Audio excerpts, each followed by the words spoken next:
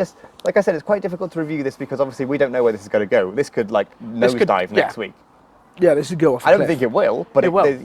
anything's possible. It's got Sutek in it, well.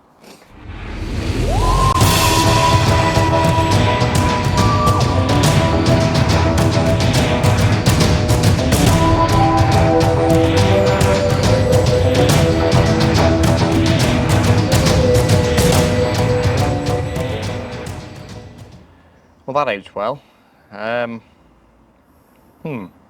Empire of Death, written by Russell T Davies, directed by Jamie Donahue, and broadcast on the 22nd of June 2024. I'll let you start this one. I've not been blue-balled like that from Doctor Who before. Yeah, I think that's the only way I can put it. I generally couldn't think of a better way to phrase it. That is what just happened. Yeah, I don't think there's been a drop-off in quality from a part 1 and a part 2 like that in a long time. I mean, there has been a bit of a history sometimes with the show doing a slightly stronger opening episode and doesn't necessarily stick the landing as much. No, they do that quite a bit.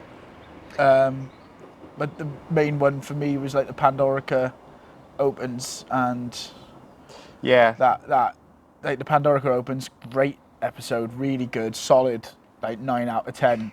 Does not stick the landing. Yeah, no, I mean, that's quite a hot take, but I'd agree with you. And there's a lot of Empire of Death that feels a lot like sort of the Big Bang, where, you know, there's the idea that the universe is over and they're in a tiny little sort of remaining pocket and stuff. But yeah, I don't know. Should we just go through it start to finish? Like, apologies for the traffic. Yeah, we're doing another garden pod again because the weather's lovely. But apparently there seems to be like a Grand Prix happening somewhere down the back of the road. Immediately in the aftermath, I think Shooty really sells the idea of desperation, where he's screaming at everyone to get back, and Susan Triad blows the dust everywhere, which is a new thing, but a cool thing, I suppose. And the immediate sort of running away and getting them out, and the doctor saying to Kate to contain it, and she has that joke about the bullets, which is like, oh, one day after the bullets all turn to dust. But then everyone in unit gets dusted. And the moment that happened, the moment where it was everyone there, so Rose, Colonel Ibrahim, Morris, Kate, all the other soldiers, even the Vlinks get his head blown off. Yeah. I straight away was like, well, we're in for another reset button then, and I hate reset buttons so much. Yeah, I mean, if they kept, say, 1 or 2 of them dead, like, I know it'd be controversial, but killing off Colonel Ibrahim,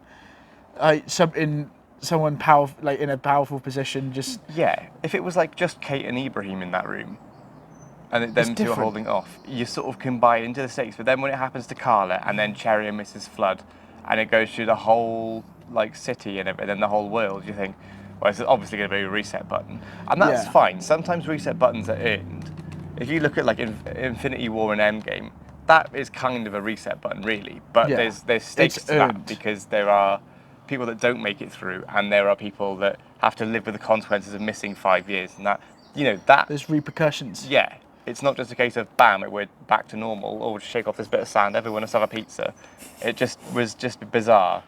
Speaking of Mrs. Flood. Yes, I was literally just about to jump on that. I love this bit with Mrs. Flood. She's probably the most captivating part of this episode for me. It's just because you got that thing where she's like, you tiny little woman, I had such plans, just before she gets dusted. Yeah, she says something about, I will meet your maker or something as well. So I said, she said, tell your maker that I will seize their kingdom in my own name, is what she said. So who the hell is Mrs. Flood? It's going to be like this since, well, we've done this since Christmas, we've been asking this question. Yeah, and but she still feels like when she does the more normal parts, quite captivating in the sense of she's just a friendly lady from next door. Yeah. We see that last week and a bit afterwards when they're celebrating being alive again. Oh, these trains just do one. Having Mel, I know I mentioned this a lot last week. I'm very much loving the malaisance that's happening the last 2 episodes, where having Mel right by the doctors, I wouldn't be annoyed if they'd cast, before obviously we knew who the cast was next season, if Bonnie Langford was just the doctor's companion full time again. I think that would really work. Yeah. She's got a great chemistry with Shooty. The character has been done wonders, and I think for me is one of the strongest parts of this whole finale is just how much Mel feels like a real person, and not, a lot of people wrote Bonnie Langford off in the 80s before she'd even joined because it was like, oh, we're getting this sort of like former child star, singer, dancer, or, you know, I think in this, she's been finally given stuff that she can sink her teeth into a bit. Yeah. And it's really nice to see. And it's not that running, screaming sort of shtick you tend to get from classic Who companions. That's the thing, she's introduced as a computer programmer and never goes anywhere near a computer and stuff. Yeah. It's just little things like that where, you know, it makes her feel more fleshed out. She feels more organic, and I really like that. Memory TARDIS. Yeah, Gorgeous. beautiful. Absolutely beautiful. I do love that set. It feels, I like the sort of, it feels cozy because it's a lot smaller than your average TARDIS, but then it can be quite claustrophobic when you know, we're originally trying to stabilise it and they're sort of running around tying things and all of that. It feels quite tense, but then afterwards when they're sat down and being a bit more quiet and reflective, it does feel like quite a cosy little atmosphere. Yeah. And you have those moments of Mel seeing like the Sixth Doctor's coat and the Seventh Doctor's jumper, which was really sweet. And yeah, before they get in the memory TARDIS though, they have a bit of a confrontation with old Sutek. Yeah, so I enjoyed this bit. It was the big reveal of how Sutek has survived all this time. And I generally thought it was quite interesting concept. He was clinging on to the TARDIS. Does cause a few issues when thinking about, like, Jack was clinging to the TARDIS. Do you reckon they had a friendly chat travelling through the time vortex? Yeah. Do you reckon that's why he woke up, like he was dead? Or is it just a time vortex? It causes its own problems. But it was something that needed to happen, and fair play, it wasn't just some like, oh look, it wasn't to do with like weird spooky crap. See, I'm going to say first, Gabriel Wolfe is incredible. Brilliant. As per usual, whenever he's in any sort of voice role, but especially as Sutek, I think he's great. I've got to disagree on the whole being latched onto TARDIS Pyramids of Mars, though. From my own personal opinion, I think it's just daft because, like you said, all the issues it raises logistically. It would have been, I wrote here in my notes that it would have been so much more sense to just have him latch on in Wild Blue Yonder or something when they're already at the edge of creation. You know, the idea that is what the thing that allows, even before the Salt, just a TARDIS, like a time machine like that being... Yeah, because that's when it groaned, didn't it? Yeah, right at the edge of creation, I think would have just been enough for Sutek to latch onto it there. And that's the first time we see Susan Twist in her first sort of splinter, I suppose. Yeah. I just think that would have made much more sense, and that way you don't have to have the whole like, but what happened when the TARDIS was thrown into the Z neutrino energy in Journey's End? What happened when the TARDIS exploded? What happened when the TARDIS was made into a woman? You know, all of these memes that, although were very funny, logistically make sense. Yeah. I just, you know, I'm not shitting on that. I mean, I am, but for me personally, it just doesn't work. Got that meme as well of 13 and Yaz and Sutek just stood there in the background going, oh, just kiss already. Yeah, exactly. It's just, I don't know. It just, for me, it just feels like, and like in Unleashed, or I think it might have been the commentary Russell saved. It was like, oh, this was a story I had as a child, and I'm like, yeah, you can tell. It feels like a fan fiction. It doesn't feel like this is the same man that was writing things like Bad Wolf and The Parting of the Ways. You know. No. It's not. It just doesn't work. It just is fundamentally a silly idea, and I'm sort of a bit worried because there's been a few times now where I feel like Russell's come back knowing his own position and power within the fandom, and basically come back with a sort of ego going, well, I can do absolutely anything, people will love it. You know, that's the sort of vibe I'm worried I'm getting off him a little bit. He's going, well, why can't we do this? Why can't we do that? It's just like, because you've got to be telling a good story as well. Yeah, that's the thing. Like, introduce new things, great. By all means, do that. You've got to do that to keep the show going forward. Yeah. You can't rely on old things all the time. But, as you said, you've got to have a captivating story behind it. You can't just... Like, the setup for this was brilliant. It was captivating. But the resolution episode it just falls so flat. And yeah, and by proxy sort of drags the Legend of Ruby Sunday down a bit because all the stuff that you're watching in that, though, you enjoy, you're going, oh, what's going to happen here? You just know it comes to a load of MacGuffins, basically. Yeah. You know, and I think, like you said, you've got to move forward. You've got to do new things, and I absolutely agree with that. But absolutely above anything else should be tell a good fucking story. Yeah. Do you know what I mean? Yeah. When you're telling a piece of fiction, that needs to be your absolute, like, main priority. This felt like a Chibnall finale. Yeah. For me. And you know I love that man. Yeah, of course you do. Yeah. I've got a T-shirt to prove it. Exactly, and he never wears it. Yeah, I wonder why. How it's not been burnt yet. I don't know. You burn that, this is the end of our friendship, my friend. It cost me 25 quid. It's the most expensive joke I've ever done.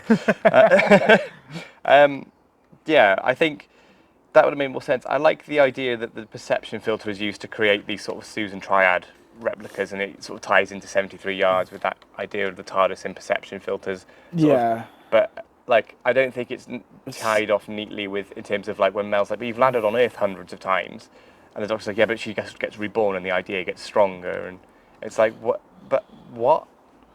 What? Yeah, that don't make sense. Equally as well, like they're showing clips from 73 yards and Ruby's just remembering them in what seems to be an aborted timeline.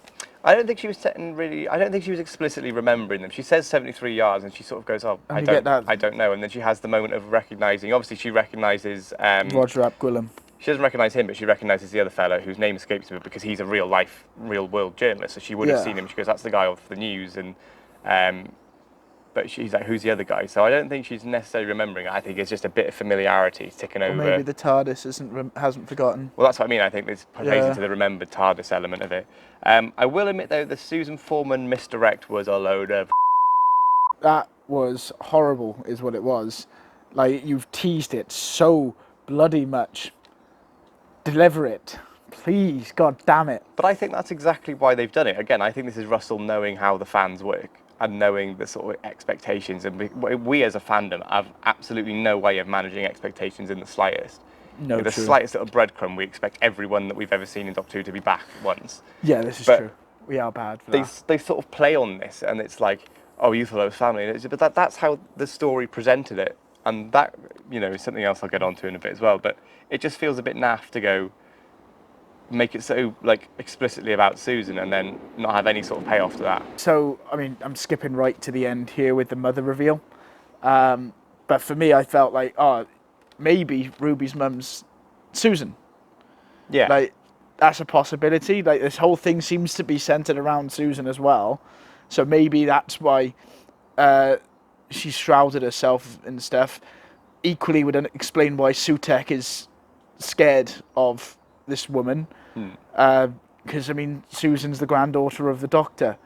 And he knows what the Doctor's capable of. So what could his granddaughter do? And what would happen if the two of them were together? Like, that I feel for me would be such a better reveal. Not necessarily it would make Ruby like part-time Lord and stuff. And I know we've done that story 1,000 times. But I still feel it was more interesting than what we got.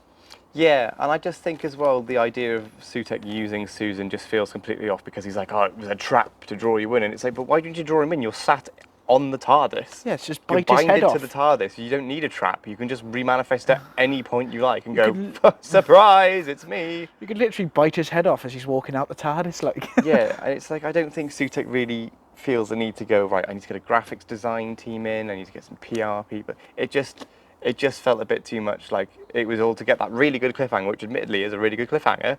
But if you think about it logistically, it's a solid one. Well, why would he do all of this? I just think that, it's... And then... Maybe just regaining strength, I don't know. Yeah. I'll say again, though, 8 out of 8 episodes this year, directed fantastically. Jamie Donahue, again, really, really strikes it. I think the use of the sort of more beige colour palettes after the Death Wave really plays into that sort of contrasting the warm colours with like the really horrible situation that's going on, and he made everything feel very empty after the Death Wave, and that was very cool. I loved, so for me at this point in the episode when the Doctor's screaming out into space, it kind of goes downhill. There are bits where it picks back up a little bit, but then it drops again. One of the bits that picked back up for me was when they go to 2046 and they're in London and you see that wide shot of just a distraught city. Yeah. Like, absolutely brilliant. You go through that, I guess, it's not the Parliament, the government building thing. That's the one I was going for. And it's just all them dim colours. You got those big piles of dust everywhere, which obviously were people. Someone really should get sacked for not cleaning, but... I think it doesn't really matter. I think the cleaner was probably killed as well. Well, who knows? But yeah, that for me, that whole sequence, I really enjoyed that. Yeah, I agree. I like I said, I think I like the idea that it plays on. It really feels like, oh god, everything really is dead. How are they gonna? Because it's gonna be a reset button. Like I said, if it's in, it's fine. But you think, how are they gonna get to this point now? Of, I think the idea of using this sort of 2046 timeline and the fact that I think it would have been cool if the idea of DNA testing was seeded in 73 yards. Maybe it was cut or something, but again, stop cutting things that are important. I'm going to get onto that later as well. So the idea of the Doctor and Ruby being kept alive because Sutek doesn't know who's Ruby's mum is feels so like stupid when we actually get the payoff to it, because it's building it up. It's building up, and it's like, why would Sutek, the god of death, give Sorry.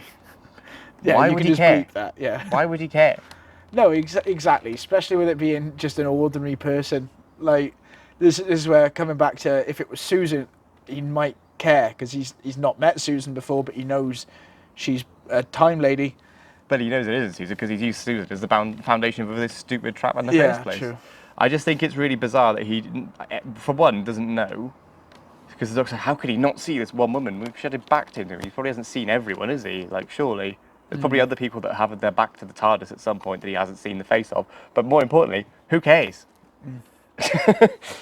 Yeah.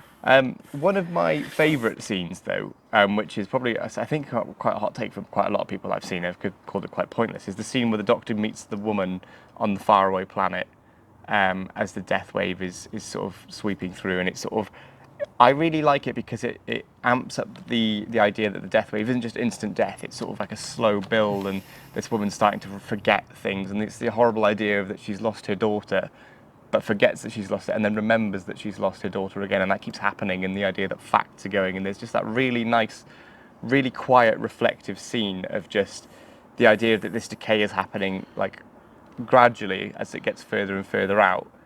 I really liked that. It just felt really, I can't say cozy, because it's not a cozy scene, it's horrible and really sad, but it was just a bit of a quieter moment, just to pause a little bit and go.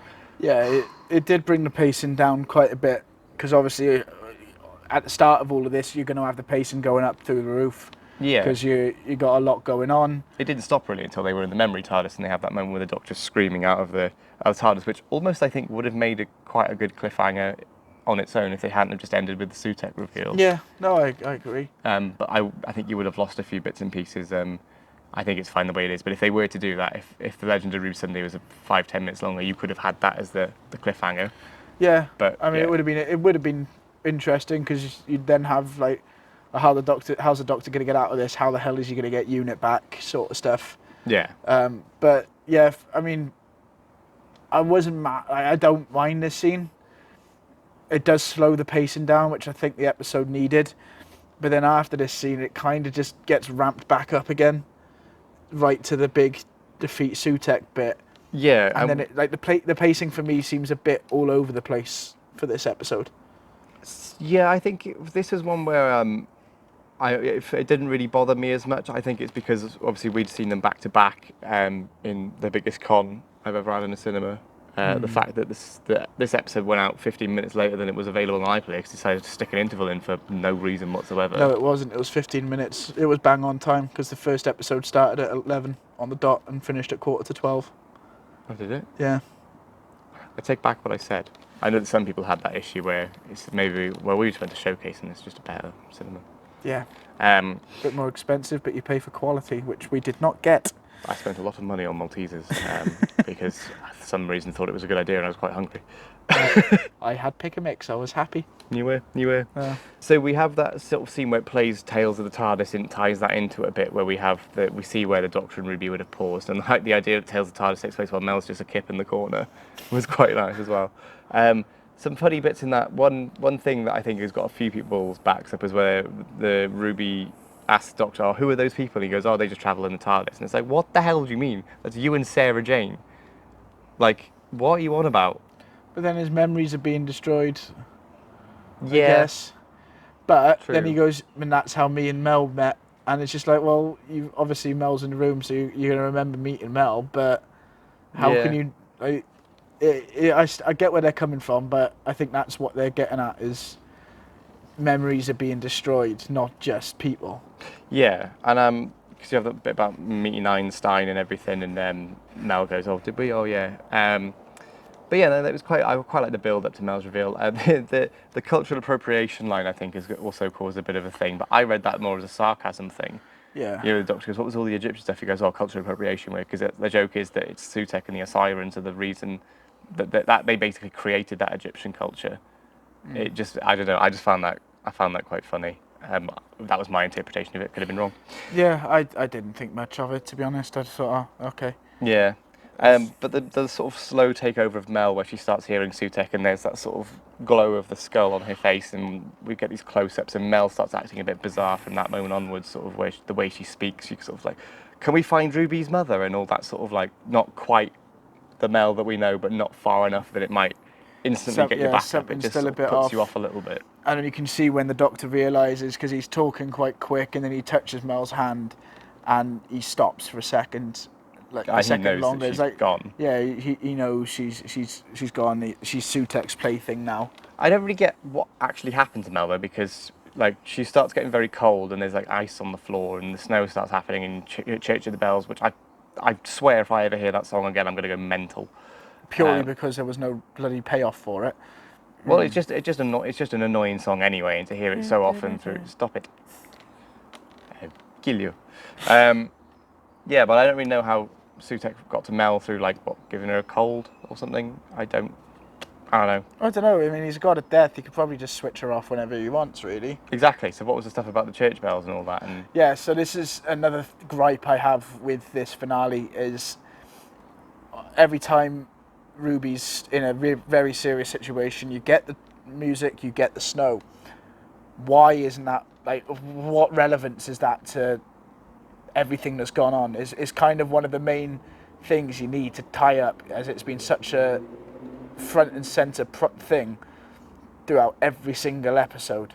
yeah, even if they just gave it some sort of like scientific gobbledygook sort of thing of, oh, you were involved in a paradox, or and when the goblins Complex time event or something. Yeah, so you've latched onto that memory through the TARDIS and whatever, and it can replicate it. Something, even just something, Yeah. whether it was like good or bad, just something would have been better than nothing at all. Yeah, it was one of my major gripes, which is what that brings this episode down. This is one of the many things that was so front and centre that doesn't get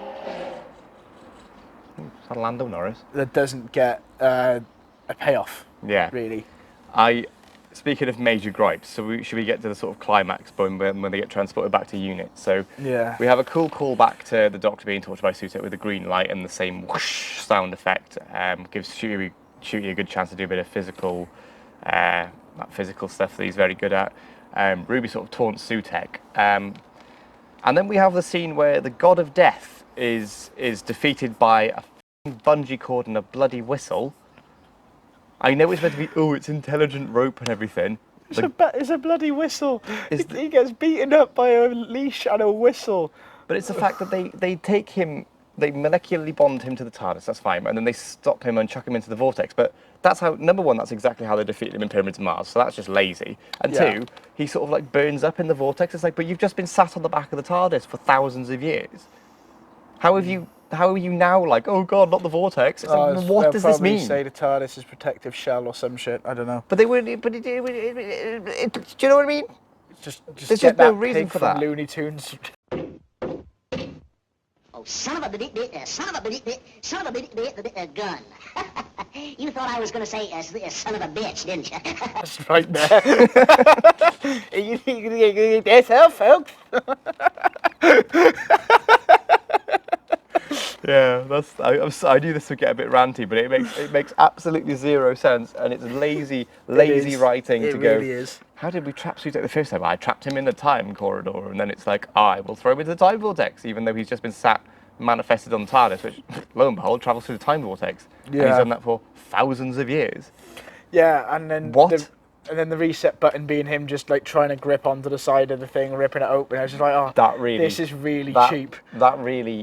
That was like the second most egregious thing, and I'll get onto the first one in a bit, but the idea of the Doctor going, what happens if you bring death to death? You bring life, and it's like, no you don't. If it's already dead, you can't make it more dead, and that certainly doesn't mean you can't make it come back to life. It just doesn't make any sense. No.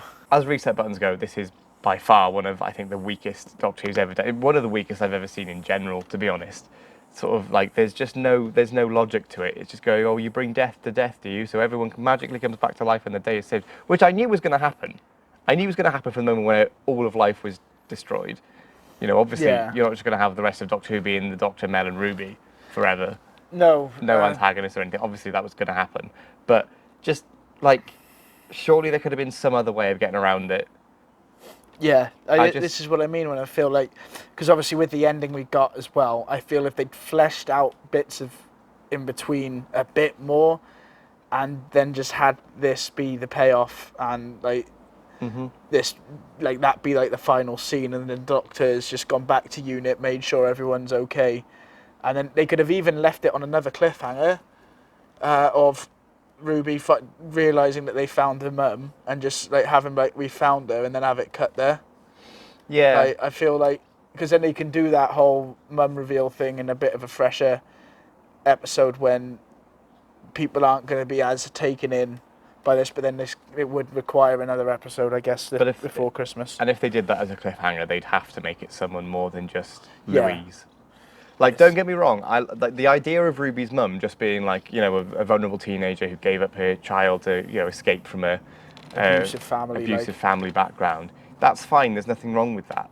But it's the idea of like it's played so heavily into, and the Doctor basically goes, well, she's important because we all made her important because we didn't know who she was, and we turned her into this great big mystery. And even Sutek could see that it was a mystery, but realistically, she was just this, and she's a nurse, and it's like. She was scared. Yeah, like, I get it. Like, it's fine, but it almost feels like a sort of meta take on going, well, we all turned her into this big important mystery, as in, we as in the fans did that. And it's like, yeah, but that's how it was portrayed throughout the story of this season. It is this big mystery, you know, the way it's just the way the story is told. And the hints of it being drop-fed and stuff, and we'll come back to that, and it's all of that. It's building, and it's building, and it's building, and it's building. You can't then go, well, we made her important because we talked about, we built her up into this mystery, but realistically she's just a normal, lovely nurse, and it's like, why bother giving us a mystery then if it's going to be a payoff like that, where you just go, because I sort of, even to the point of, even before the legend of Ruby Sunday, I was thinking, there is a chance that Ruby's mum could just be a woman who gave up her child, and the mystery around her has just been built up because of the fact that no one was able to trace her, and you know, puts the idea that she's all mysterious and spooky. But then, even and now for the most egregious part of the episode for me, after Lando completes his second lap, the pointing. Yeah, this was, I think, one of just the stupidest things. So the Doctor and unit and everyone work out that using the tech they scavenge from the future who Ruby's mum is. And they establish that it's Louise and this and all that. And Rose goes, I think in what is her only line in the whole episode, she goes, but she pointed though. And Mel's like, yeah, she was pointing at you. And the Doctor goes, no, she wasn't pointing at me. She was pointing to the sign that says Ruby Road, and she was naming you. And they was like, what? That lamppost wasn't even there in the church of Ruby Road. I was literally just going to get onto that. It wouldn't have even been so bad if it was sort of in the background. But if you go back and look at Church of Ruby Road, that lamppost, well, that sign is not there. It doesn't exist. It's just, it's. And don't even try to pretend that it's not because it is. And that's a lot of bleeping. Even if the Doctor sort of glanced at the sign or something, or there was it was just there, just out of focus. But it's the fact that it flickers into the videotape as if it was always there, and you're like, we're supposed to go, oh, Russell, you clever boy. It's a load of nonsense. Yeah, no, it is. This could have been just avoided. Like it could have been just Carla going, oh, I named you Ruby. I don't know what your real name is, but I've named you Ruby because when we saw you, your cheeks were so red or something. I don't know, something like that. You don't need this whole, I'm going to point at a road sign and that's me naming my daughter that I'm abandoning. It's also the fact that who is she pointing for that to? There's no one around. That's the whole point. She abandons her in the church and then, runs away and everything. Unless she's got mystical powers. Did she know there was going to be a camera that people were going to watch back? And, it's already established in Church on Ruby Road that she says to Davina McCall, like, oh, I was named after Ruby Road because that's where I was found. That's where the paramedics and the social workers and everything, that's why I'm named Ruby. And it's a sweet moment for it to come full circle, and the fact that Ruby's birth mother still has that sort of, motherly attachment to her in a way, I guess. But I don't know, I feel like it doesn't cheapen or disrespect Carla in a way, but there is that sort of moment where they've done a lot of work establishing Carla as a really lovely and genuinely warm, lovely woman, And then she sort of gets glossed over because Ruby's like, well, this is my mum and my dad's coming round, and you know, it just, I don't know, See, it this didn't is really what I- work. this It's is a what nice I mean. reunion. Yeah, it's a nice reunion, but then this is like what I was saying, like when I didn't think it was a good idea. Like they could have gone there, Ruby's seen her mum, and then the doctor being like, yeah, well, I mean, she has had like 7,000 days to come and see you and has chosen not to, not even attempted it. Yeah. And then I feel like that could have been where it's left. Like she's seen her mum, and she goes, well, no, my mum's at home. Like she might have been the person who gave birth to me, but she's not she's not looked after me and stuff. Yeah, but then, And, you know, yeah, it's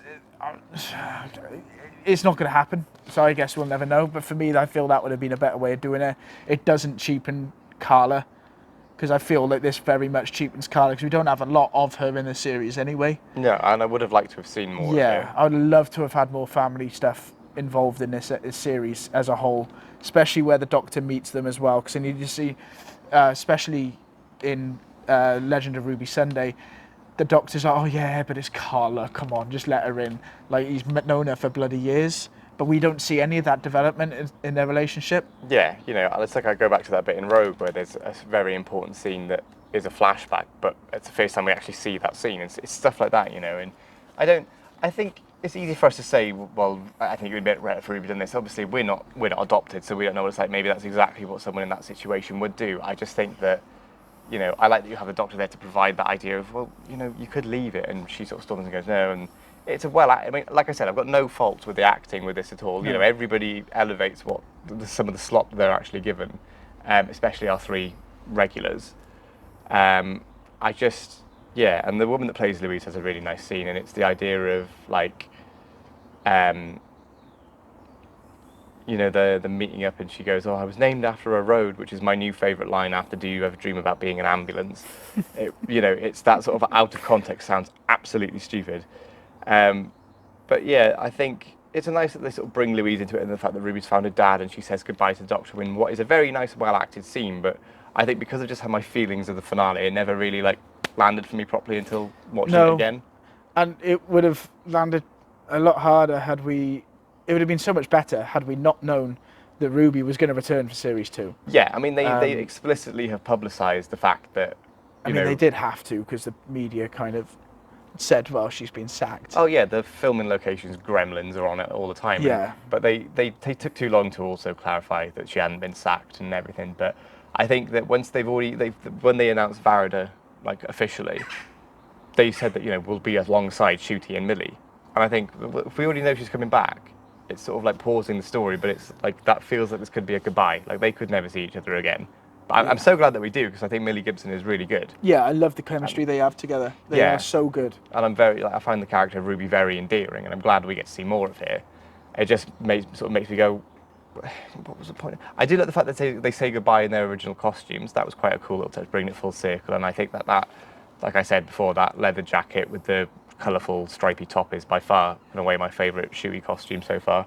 But yeah, it's well acted and everything. But yeah, the one thing I do hate, and this is another thing about cutting stuff out, because originally this wasn't cut, and it was cut out in the edit, where Ruby turns to the Doctor and says, I love you, and the Doctor doesn't say it back, which to me just feels like such a load of nonsense after you have this idea of a very more emotionally aware Doctor, and a sort of very emotionally open and knows how he feels. And you know, I know he probably will find it hard to say goodbye to Ruby, but he would tell her that still. And especially considering Ruby is his best friend with severe abandonment issues, and now her best friend can't even say, I love you too. Yeah. Like, that, for me, just really, I don't know, I just thought that was dreadful. But it was well acted, but yeah, that idea to cut that, whoever that was, for me, personally, I think that was a silly idea. Yeah, they should have had the Doctor saying, I love you too. Yeah. 100%. That's basically it, apart from the tease at the end. Yes, so we do get Mrs. Flood stood on the roof of Ruby's house. Dressed like Romana. I feel she's going to be a time lady. I can't wait for a big reveal. But she says, this isn't the end of what happens with the Doctor now. It's like, well, I'm afraid his story's going to end horrendously or something. Yeah, in absolute terror. Absolute terror. And then she goes, good night. It's like, for me, Mrs. Flood has been the most captivating part of this series and episode. Yeah, I love that sort of tease at the end. At the minute, I've got absolutely zero faith in the payoff at all. I'm agreeing with your line of thinking that she's something to do with the Time Lords, or maybe something more than the Time Lord, because she's talking about meeting their maker and stuff. I think she's going to be tied to some sort of pantheon. I reckon she could be some sort of Time Lord, secret agent sent out to hunt down the pantheon of gods and stuff like that, and make something. I don't know, because I reckon we're not done with the god stuff. No, And I think if we were, I think that would be such a damp squib of a way to end it. yeah, and to be honest, I quite enjoyed the God stuff as well. It has been Something a bit different. something different. You haven't seen a lot of it in Doctor Who in general. Yeah. I think before Shooty, the last mention of dealing with a god figure is Rings of Akaten, I'd say. Yeah, and even that was sort of like, oh, it's worshipped as a god, but it isn't actually a god. Whereas, and then you get the Beast with David Tennant in the Impossible Planet and Satan Pit. yeah, But then you've got to go way back into the classic era to get the next mention of dealing with a god. I would like to see Fenric be the next sort of big god that we take on, and because that can be done much better than I mean, I say that, but then Sutek is there on a platter and they somehow fumbled that bag, but.